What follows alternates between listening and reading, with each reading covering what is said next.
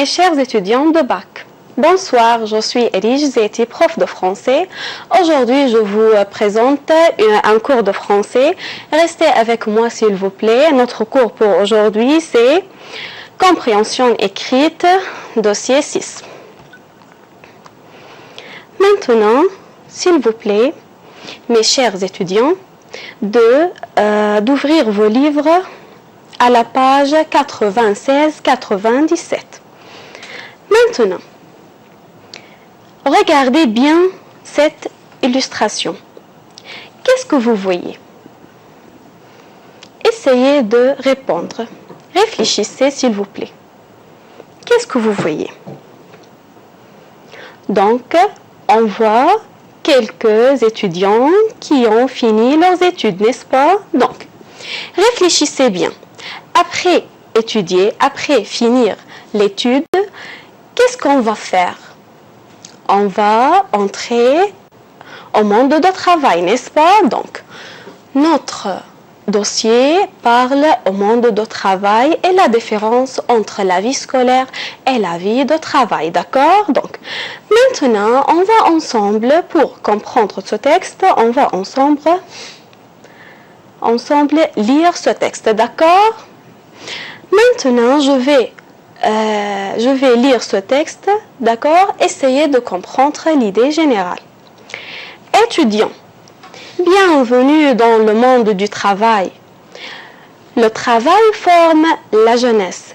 Mais est-ce que la jeunesse est formée au monde du travail? Une fois la porte de l'entreprise franchie, certains diplômés sont surpris de cet univers. Nos nouveaux rapports hiérarchiques, relations humaines différentes, etc. Une transition difficile et stressante qui aboutit souvent à une remise en question. Quand j'ai démarré mon emploi, on m'a bien fait comprendre que ce n'était plus la cour de récréation. J'ai alors eu à changer d'attitude et m'adapter très vite. Expliquait Clémence, 23 ans, surveillant dans un collège. Et ce constat est commun à la plupart des nouveaux travailleurs. Donc, le deuxième paragraphe, habitué au seul milieu scolaire, le jeune professionnel peut faire l'amalgame entre la vie universitaire et le monde du travail. Il existe une fracture importante entre ces deux mondes, affirme David Bernard, psychologue du travail. Il faut passer directement de la théorie à la pratique. En effet, le manager a le devoir de guider le nouveau et de lui permettre d'apprendre, de digérer les codes de l'entreprise. Les deux personnages, supérieurs et professeurs, doivent rappeler les règles à suivre, mais ils ont surtout la responsabilité d'accompagner et d'être à côté du jeune collaborateur. Mon supérieur n'est pas mon professeur. Damien, responsable de rayon dans une grande surface, se souvient de ses débuts. Je posais sans cesse des questions à mon chef. Sa réponse était claire. Tu te débrouilles et le travail doit être bien fait. Seul dans ce nouveau monde, l'ancien étudiant peut se sentir désarmé. Il doit alors rapidement établir la différence entre le professeur et le supérieur. L'un est là pour former et l'autre pour diriger. Donc, l'enseignement, et notamment à l'université, doit changer sa place à l'intérieur de la société, car il a maintenant pour mission sociétale d'élever le niveau de formation et de donner aux étudiants les moyens d'obtenir un emploi en leur donnant l'occasion de s'entraîner à écrire des CV, des lettres de motivation, d'assister aux rencontres avec des recruteurs de faire des présentations et d'apprendre plusieurs langues étrangères pour épargner le choc que les diplômés pourraient rencontrer dans un nouveau milieu appelé le travail. Donc, adapté de la revue socio-économique. D'accord? Donc, pour comprendre mieux ce texte, on va ensemble expliquer les nouveaux mots. Donc, les mots que vous ne connaissez pas dans une boîte d'outils que vous voyez. Maintenant, regardez mes chers élèves. Le mot démarrer, c'est comme le mot commencer. Commencer quelque chose, commencer à travailler. D'accord? Un amalgame, un mélange entre des éléments différents qui ne s'accordent pas. D'accord? Une fracture, ici, une grande différence. Digérer, assimiler ou comprendre quelque chose. Une grande surface, c'est un hypermarché, c'est plus grand du supermarché, d'accord? Se débrouiller, se tirer d'affaire, trouver une solution quand on est dans n'importe quelle attitude, il faut savoir faire, d'accord? Il faut toujours résoudre notre problème, d'accord? Maintenant, pour bien comprendre l'idée générale de ce texte, mes chers étudiants, lisez bien la première question qui se trouve dans la page 97. S'il vous plaît, regardez bien la première question. On va ensemble travailler sur la forme de ce texte. Est-ce que c'est un texte? Ce texte, il s'agit d'une interview. Est-ce que c'est une interview? Est-ce qu'il y a deux personnes qui sont parlées ensemble? Non. Est-ce qu'il y a une personne qui pose une question et plusieurs personnes qui répondent à cette question? Non. Donc, ce texte, il s'agit de quoi? D'un témoignage. Témoignage car on a des citations. D'accord? Et après, on va voir ensemble que veut dire un témoignage. D'accord? Maintenant, la deuxième question, essayez de lire le titre, s'il vous plaît, mes chers étudiants. Deuxième question, à qui s'adresse l'auteur dans ce texte? Si vous voulez, si vous pouvez lire le titre de ce texte, le titre est étudiant. Donc, le premier mot de titre est étudiant. Donc, l'auteur s'adresse aux étudiants, pas à tout le monde, pas aux responsables. D'accord? Les personnes concernées à ce texte-là sont les étudiants. D'accord? Je continue avec la question suivante. Quel est le sujet central de ce document? Après la lecture de ce texte, quelle est l'idée générale? Quel est le sujet principal de ce texte? Regardez s'il vous plaît. Ici, on a une transition difficile et stressante. Vous voyez,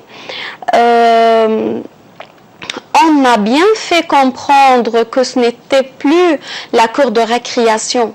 Ici, on a quoi? Il existe une fracture importante entre ces deux mondes qui sont le monde scolaire et le monde de la vie de travail. D'accord? Donc, il faut, à partir de ces éléments, on peut, à partir de ces phrases, on peut dire que le thème principal de ce texte est le choix B, la transition de la vie scolaire au monde du travail et la difficulté de s'adapter à ce nouveau monde. D'accord? Maintenant, on continue. s'il vous plaît, à la première question, on dit que la forme de ce texte est un témoignage, n'est-ce pas? Donc maintenant, on a la justification de ça, d'accord? Donc, on a plusieurs témoignages dans ce texte. Le premier, s'il vous plaît, regardez avec moi. Regardez avec moi, mes chers élèves, dans le premier paragraphe. Quand c'est le premier témoignage. Quand j'ai démarré mon emploi, on m'a bien fait comprendre que ce n'était plus la cour de récréation. J'ai alors eu à changer d'attitude et m'adapter très vite. Qui dit ça? Qui dit cette citation? Qui? C'est Clémence, d'accord? Quelle est sa profession? Quelle est sa profession de Clémence? Quelle est sa profession? C'est surveillante dans un collège. Donc, il faut opérer du texte le nom du personne qui dit ses témoignages et sa profession, d'accord? Donc, on va ensemble. Le premier témoignage, c'est comme j'ai déjà expliqué Clémence, d'accord, c'est Clémence, et sa profession est surveillante dans un collège. Maintenant, le deuxième témoignage, ici, deuxième paragraphe, s'il vous plaît, regardez avec moi. Il existe une fracture importante entre ces deux mondes, affirme David Bernard. Donc, qui dit cette citation, c'est David Bernard. Qu'est-ce qu'il fait dans la vie? Ce monsieur, c'est un psychologue du travail. Donc, le deuxième témoignage, c'est David Bernard, psychologue du travail.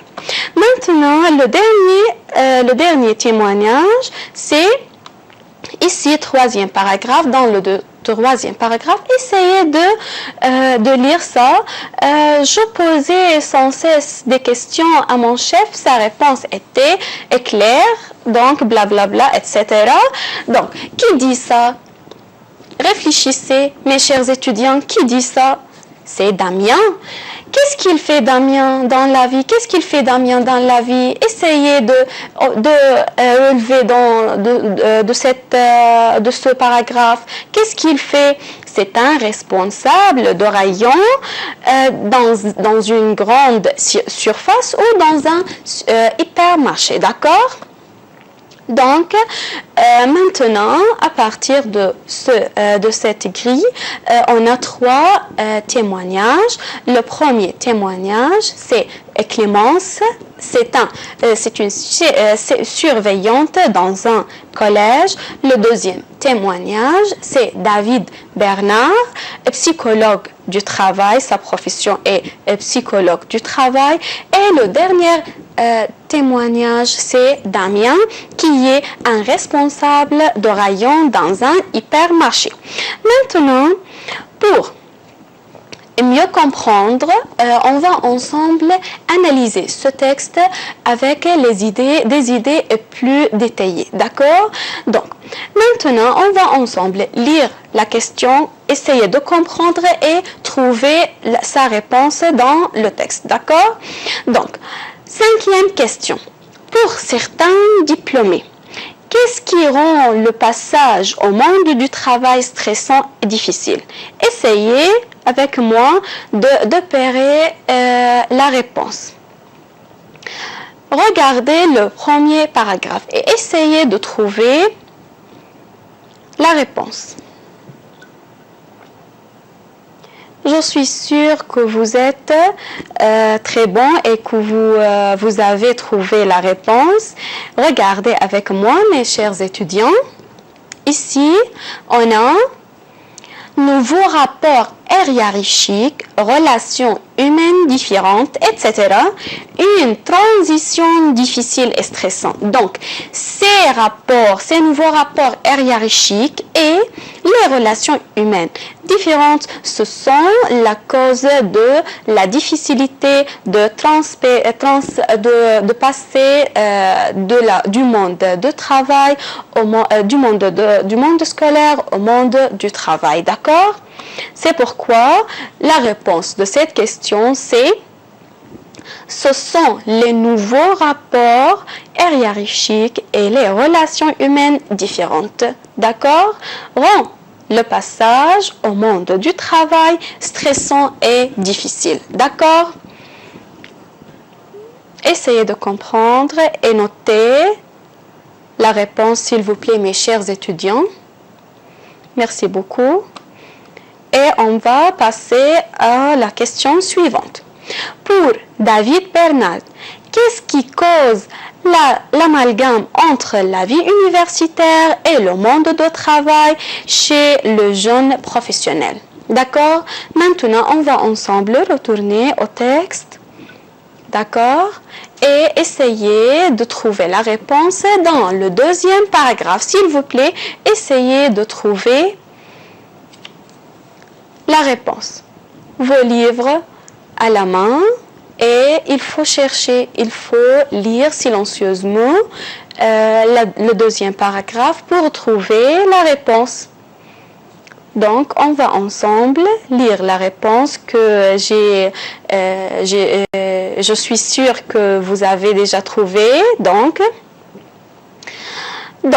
on a...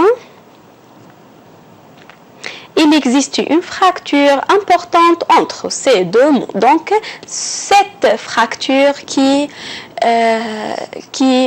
fait l'amalgame entre la vie universitaire et le monde du travail. D'accord? Donc, c'est la fracture importante entre ces deux mondes. D'accord? Ces deux mondes, ce sont la vie universitaire et le monde du travail, mes chers étudiants. Maintenant, on va passer à la question suivante. Maintenant, essayez de comprendre la question. D'accord, essayez de comprendre la question et de travailler, de trouver la réponse. D'accord, comment le manager peut-il aider le jeune professionnel pour passer de la théorie à la pratique selon David Bernard? D'accord, essayez de trouver la réponse dans le deuxième paragraphe. Mes chers étudiants, essayez de trouver, s'il vous plaît, essayez de trouver la réponse dans le deuxième paragraphe. Dans ce paragraphe, on a la réponse de cette question. S'il vous plaît, essayez de trouver la question, la réponse. La réponse est... On va trouver ensemble dans le texte, le manager a le devoir de guider le nouveau et de lui permettre d'apprendre de digérer les codes de l'entreprise. D'accord? Donc, la réponse à cette question, en lui permettant d'apprendre de digérer les codes de l'entreprise. Donc, c'est la mission du chef de travail, c'est le manager. C'est un mot anglais qui dit le chef de travail. D'accord? Le patron, c'est ça. Maintenant, on a la huitième question d'après David Bernard. Quelle est la responsabilité commune du prof et du supérieur? Donc, tout ce texte parle de la différence entre le prof et le supérieur, le prof dans la vie universitaire et le supérieur dans la vie du travail. D'accord? Donc, quelle est la mission commune de ces deux personnes? D'accord? Ici, on a la réponse. Donc, ici, regardez avec moi, supérieur et professeur. Ce sont les deux personnages, d'accord? Doivent rappeler, souvenir, d'accord? Doivent rappeler les règles à suivre, d'accord?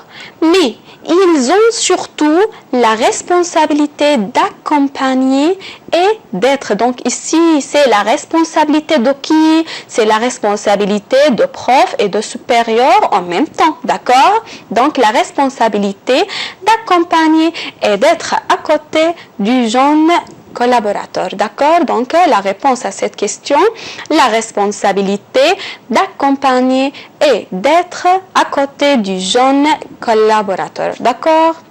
Maintenant, 9e question.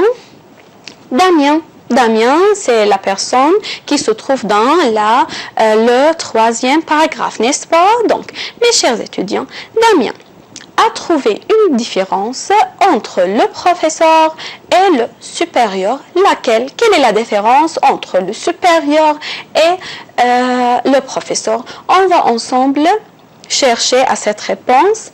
Donc ici, la dernière phrase de ce paragraphe, regardez avec moi.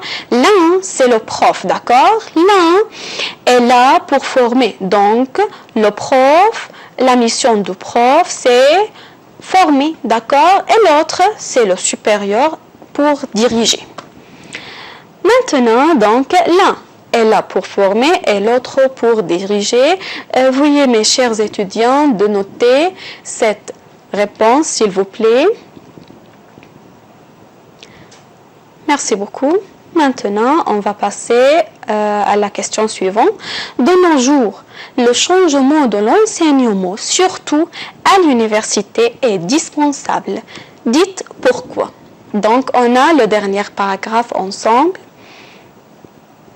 Le dernier paragraphe, s'il vous plaît. Donc, l'enseignement, regardez avec moi, l'enseignement est notamment, spécialement, d'accord, précisément, à l'université, doit changer sa place à l'intérieur de la société, car il a maintenant pour mission sociétale d'élever le niveau de formation. D'accord? Donc, la réponse, parce que l'enseignement a actuellement pour mission sociétale d'élever le niveau de formation. D'accord? Mes chers étudiants, essayez de noter cette réponse, s'il vous plaît.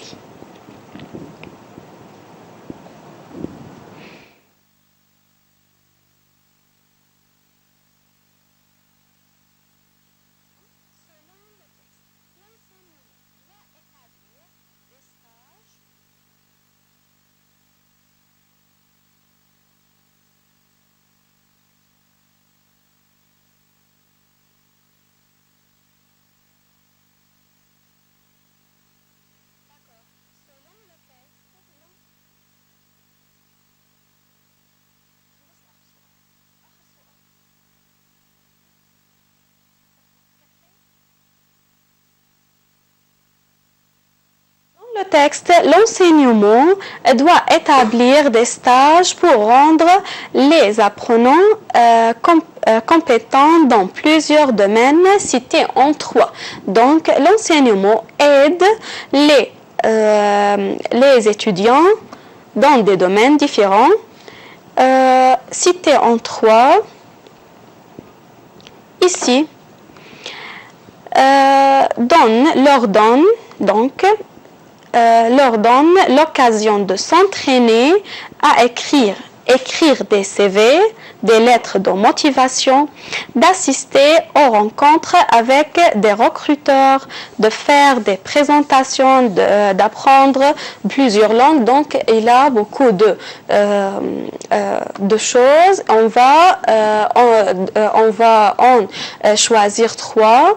S'entraîner à écrire des CV, des lettres de motivation, élever le niveau de formation, assister aux rencontres avec des recruteurs. Mes chers étudiants, essayez de noter cette réponse, s'il vous plaît.